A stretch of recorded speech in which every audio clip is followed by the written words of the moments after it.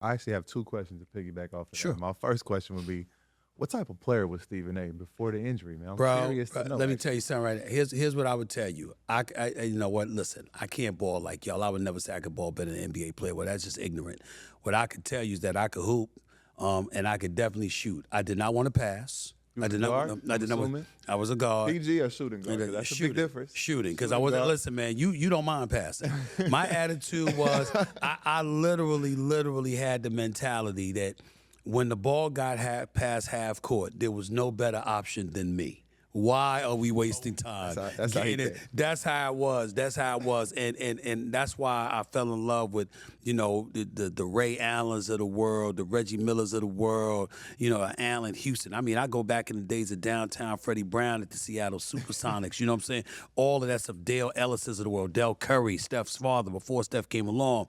And then when Steph came along, obviously he instantly became my favorite player because he would pull up from the parking lot. And that was my attitude. I would go, when I was in college and practice, my coach, Clarence Big House Gaines, the legendary Clarence Big House Gaines, would look at me. He said, I ain't never seen nobody like you in my life. He said, you will get out on the basketball court and literally look surprised when you missed. But you missed 10 in a row. You know what I'm saying? And that was me. I was that way, you know. I was really, really surprised because I thought I could shoot and stuff like that. So it was just that kind of thing. I was a shooter. I was a street baller, stuff like that. That's the best I could say for myself. That's what's up, man. And my other question would be, how do you attribute sports to your work ethic today? Because from the outside looking in, like I said, I see you all the time. Like you doing I know that's not easy. Well, to get on I camera every day like give that. tribute to y'all more so than myself. And what I mean by that is that I've never ever been under illusions, and I've never had disrespect for an athlete. I've never looked at an athlete and been like, yo, they didn't work hard.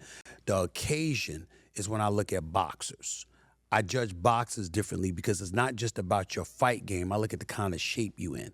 And the reason I look at the kind of shape you in is because if you in a war, you step into a ring, and today is UFC as well, so it's the octagon as well. But when you step into a ring, you literally have the license to assault somebody and for them to assault you. So if that ain't enough motivation for you to be on your game and to make sure you in tip-top shape, then I don't trust you. Yeah. So I would look at boxers like that. Basketball, football players, stuff like that, it depends on your position and what you're doing. It depends on responsibility. But in the fight game, nah, you're supposed to be in shape. Yeah, you're supposed to be ready to go to war. too. And so for me, it was like, I've always given athletes credit because it's like, it's not just about your skill set. Like they say, fatigue makes cowards of us all. And if you a cat that you in shape and you taking care of yourself, you combine that with your skill set, that puts you on an elite level.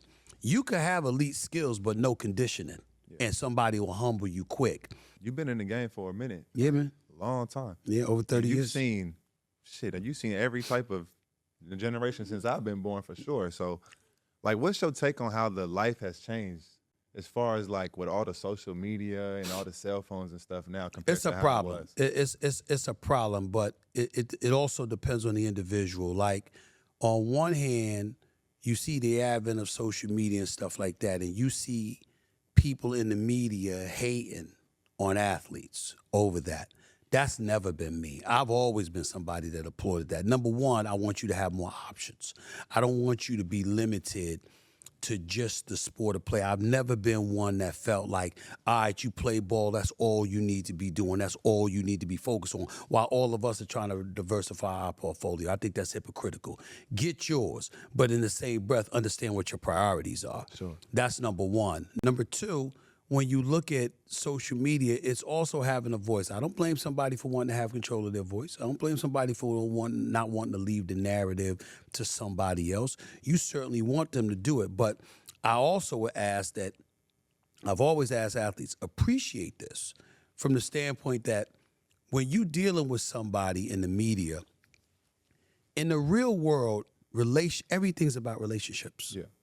So when you're one of those people that want to be in a cocoon and you want to be separate and apart from everything and you don't want to be somebody that's cultivating relationships, you got to understand that kind of stuff can come back to hurt you. For sure. A lot of people don't realize when I bring this up because people really, really need to know. He's gone now, God rest his soul.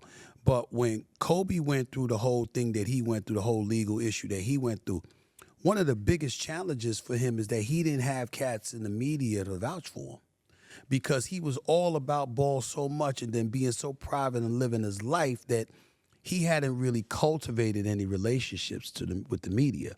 So there was nobody to really speak up for him. And then ultimately our relationship grew thereafter. And of course he had me and he had probably had a few others as well. But that was a big thing because had the same, God forbid, if the same thing had happened to a Shaq or somebody like that or a Barkley, you would have heard a whole bunch of people speaking up for them because they had relationships. So that wasn't him at the time. That was one of those things. The other thing is that as the advent of social media has taken fold, a lot of people use that as a license to think that that's all you need to do and that the media can't touch you. What I would say is that where times have changed, you got to realize the media could touch you even more. And the reason why is because they don't have to communicate with you. They don't have to talk to you.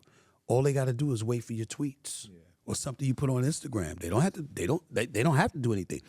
The more media, the more social media activity you engage in, the more of an excuse people have to not communicate with you because they're just sitting around waiting for you to speak. Right. And when you speak, they say, "Yep, there's the story," and they don't have to do anything. So in retrospect, it's like you're making the media's job easier without realizing it if you're not careful. Right. And that's the thing.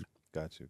What do you do like away from the media, like when you just got some free time? Man, first of all, I'm a movie freak. Like, I like to go to the movies. I'm not talking right about. there with you. I know, I go once you know a what I'm week. saying. I like to go to the movies. I like to be in the theater. I don't want to just wait for something to come on Prime or Netflix if or something. I'm wrong, if you go to the theater now at the right time, it'd be open in there, right? Well, listen. Here's where I got spoiled. I love iPick. I think I love big it. ass I mean, screen. when it ain't the screen. It's the fact that I get up there and I can order food. You can recline. You can recline the seats, lounge back. You ordering some food. You can order some alcohol too if you want to. I mean, you don't have to leave. You see, you could go in the theater. You could watch a movie, eat dinner, have a date all at the same time. I'll be saying that to my girl. That's a real date now. That's right. I pick for sure. I love it. Another episode of Ball in the Family podcast. Y'all keep tuning in, liking, subscribing. Hope y'all like today's episode. Ant Banks, G3, ZO2, Demo. See y'all next Tuesday.